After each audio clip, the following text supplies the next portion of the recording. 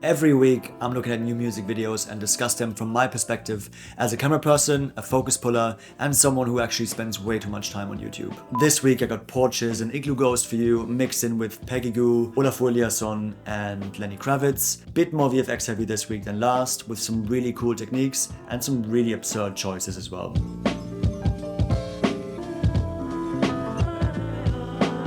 Let's kick it off with Porches' new song Rag. I haven't done anything by Porches before, so I also haven't seen any of their videos, which is great because they have lots of them. I just checked out the DP of this music video, Ben Carey, who's worked with lots of big names in the music and commercial world. He's done a pretty sick promo for Dream Scenario, a film with Nicolas Cage that came out a couple months ago. I'll put it in the description below. And right off the bat, the video greets us with quite a fresh take on freeze-unfreeze motion.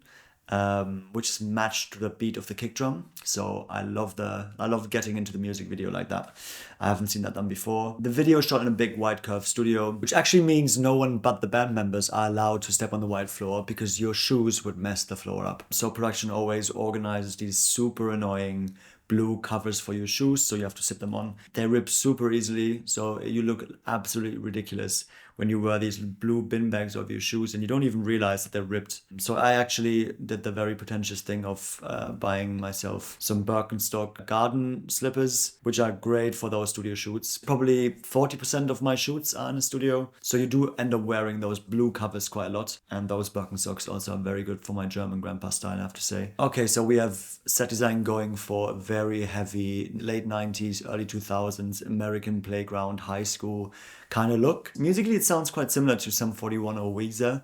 Really noticeable right from the beginning is the high noise floor in the footage. Could be a really old sensor with lots of hours on its back. Could be lots of dead pixels, which means someone didn't do their API in ages. Or they pushed the ISO really hard to get these color artifacts in the midtones and shadows. Could be an accident, which I highly doubt at this level of filmmaking. And I think the little colored artifacts really work well together with the color palette of the band members' wardrobe. As the video progresses, the band members get muddier and muddier, which I don't really get. I even checked out the lyrics. I couldn't find anything that was even loosely explaining that, which is fine. They don't have to explain anything. But I think especially towards the end, when they're also introducing slow motion and they're really going for the mud on like the band members' faces, the video ends quite abruptly. So I would have loved to see a bit more if it's like purely an aesthetic choice, which is obviously fine. I would have liked to see it a little bit more prominently featured, and not just like the side thing that's happening in the video. If you check out the floor here, that's literally how the floor looks like, even without the mud after a couple hours. It's actually someone's job to repaint that studio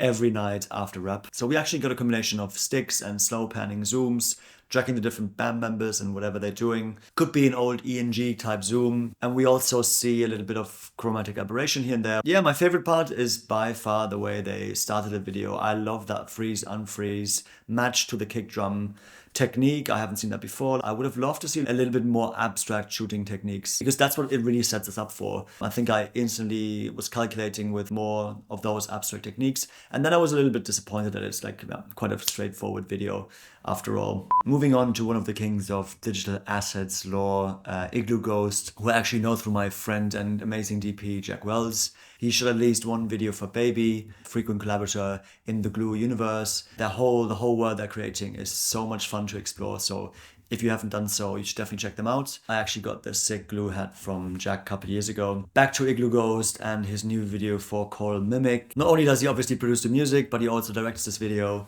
And I think he always does his own VFX, which is absolutely insane. We're starting right away with so many different 3D printed or CGI assets of these prehistoric deep sea gods. And actually he says in the description that he's printed 4,000 different models, which is absolutely insane.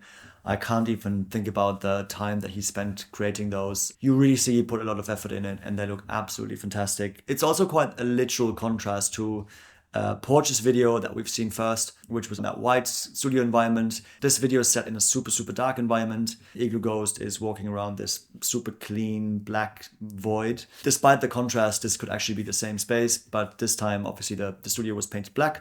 Although I'm pretty sure that Iglooghost was rotoscoping himself to really go for this black void, whereas usually around this feet you would have a little bit of light spill from the light from the top. And exactly, if you have a look here, you can see the studio space a little bit better because of the spill of the light. I do really love the time lapse of the 3D printer, and I think that together with his work table really puts you in his frenzy that he must have felt when he was creating and printing and working on all these different deep sea gods.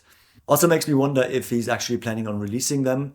I think they would make some great merch. With all that blood, sweat and tears put into it, I think lots of people would actually go for them. I would have actually loved to see him leaving that studio sphere, leaving that black void and going into an actual nature environment to hunt down these fossils. You know, we have all these scenes where he has the pickaxe. I think it would have enriched and broadened the universe they're like trying to tell, but obviously completely different shooting requirements out there. I really like the bit where the different deep sea gods are morphing into each other. I think that really works well with the edit and really works well with the song as well. But I just have to stress here again that he's actually printed 4,000 models of them, which is absolutely insane. Now coming to a couple of videos I briefly want to mention. Peggy Gou put out a video for her song 1 + 1 = 11, featuring quite an interesting collaboration between her and installation artist Olafur Eliasson, mostly known for really, really cool lighting installations. Looks like it's set in his studio space, all these different things to play with. I want to pick out one specific bit in the video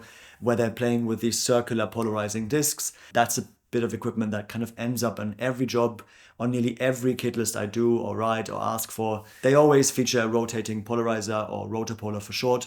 And it does exactly what you also see in the video. These two different discs are super useful to control reflections on surfaces. One of the most prominent examples could be filming through a car's windshield onto two people talking, and assuming it's daylight outside, the reflections in the windscreen might really get in the way of the actors' faces. So a rotopolar is used in the matte box to control the reflection. I just thought, for me, as someone who works in the camera department, that was quite a fun thing to see. Another video I briefly want to mention is Lenny Kravitz's video for Human. It was quite a jarring watch, actually. His whole concept of everybody just like put your phones down and enjoy the outside world together and unite is so banal, even for music video. I know, like, that's obviously me being quite judgy, but if you think about the amount of time a VFX artist had to spend on rotoscoping and replacing the reflection of his sunglasses, it really brings the absurdity home, especially in the context of get away from your digital devices. Let me briefly explain. When he moves his head around wearing these hyper-reflective sunglasses, you basically see everything. You for sure would see the camera, you would see the camera operator, you basically see anything or anyone who's behind the camera. By making this song about people should really go outside, spend time together, blah blah blah, he's actually made a VFX artist probably spent a couple of days replacing the reflections of his glasses with some weird looking plates that for me didn't feel right at all.